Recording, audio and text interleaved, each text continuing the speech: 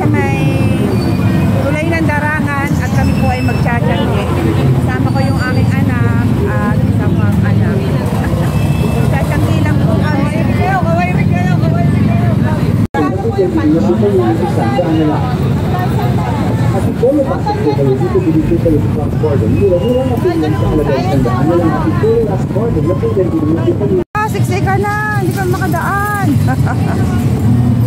Hello, nakita tayo sa Tiangge. Tsatsangi kami.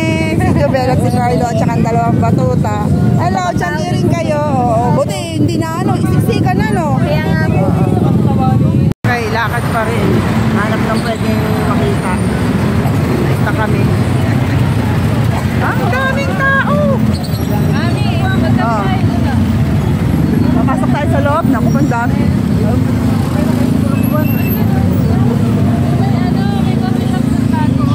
Papasok tayo. Masaya magtiyanggi ng gabi. Malamig kumpara sa araw. Pasok daw kami sa loob lang. Kahit walang mabili, basta tingin-tingin lang. Pero sila bumibili mga maliliit na bagay lang.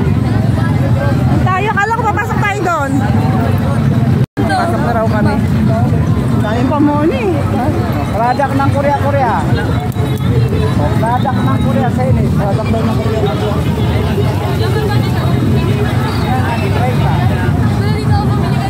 Okay. Okay po. Nakabili na siya kanina. Nasaan na si ate?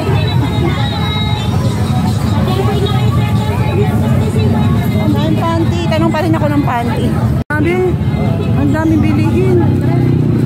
Ang daming pwedeng mabili. Pambili lang ang kulang. Sige po. Kaya may kortina. 100 lang bargain. 100 lang. Tingin pa ng mga pabango. Ate, magkano yung bag mo?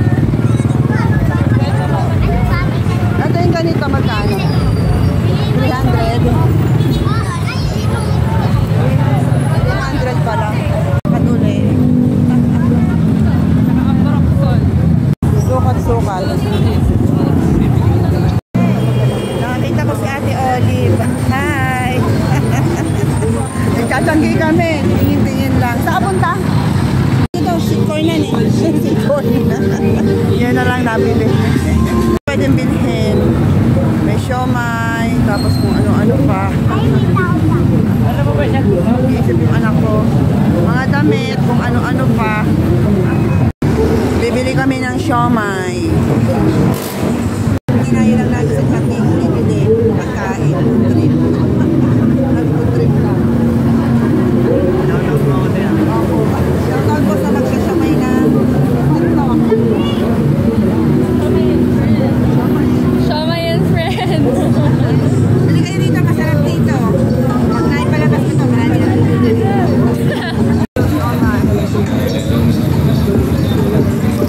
Lakad ka.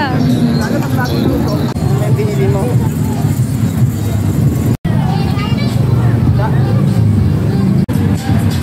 Ate, magkano po ang halaman? 250 na yan. 250. 250. Wala na 380. Totoo ba yan? Oo nga. Coffee daw kami.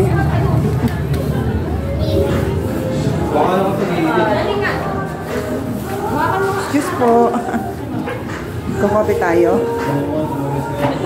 Aming order in the court, guys. Nag-aya si Jack dito sa Drift Coffee.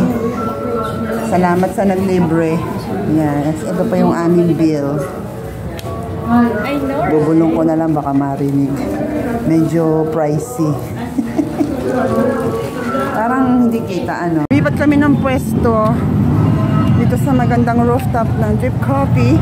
At walang tao, guys. Ayan. Ipakita ang pure gold. Maganda ang view. Hindi naman mainit.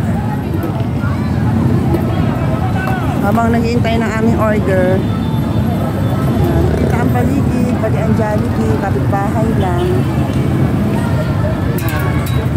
Sigurado pupunta na rin kayo dito. Ito po yung sa akin. Grabe, ininom ko na yung binigay mo sa akin kanina sa bahay na milk tea. Pagdating dito, magsiswitch ko. Masarap. Kasi kung mahal, masarap. Spanish latte. Tapos ito, hindi ko tsarang ginagamit dito. Paano rin, pa-straw. Kaya tumingin ko para di ko nabibigyan din. Bibila mo kasi ano. Katapos niya yung Hindi ko. flavor. Sobrang sweet to. Hindi ko makakain ng isang kainan. Tapos hindi rin pwedeng kainin dito yung iba naming food. Bawal daw. May ano? Binulong ko na lang. Masarap pa naman yung mga binili naming food doon sa Changi. Tapos may nakikihigop. Kanya-kanya kaming order, may nakikihigop. Masarap na lasa. Okay lang. Ang sarap ng lasa. Yung gatas Hindi niya. nakakawaw. Ang gatas niya, ano, mapino yung gatas niya. Yeah. Yung ice cream yung masarap. Parang akin to, ba't yun ang inaano mo? Ginawa ko tsara yung straw. Yun lang. Thank you for watching guys. Biglaan yung aking pagbablog. Hininaan ko lang boses ko. Thank you for watching. May barbecue pa, pahabol. Kauwi na kami. You have arrived at your destination. Pwede na kainin dito yung hindi Sige ka siya. inalaw pa kainin doon. Happy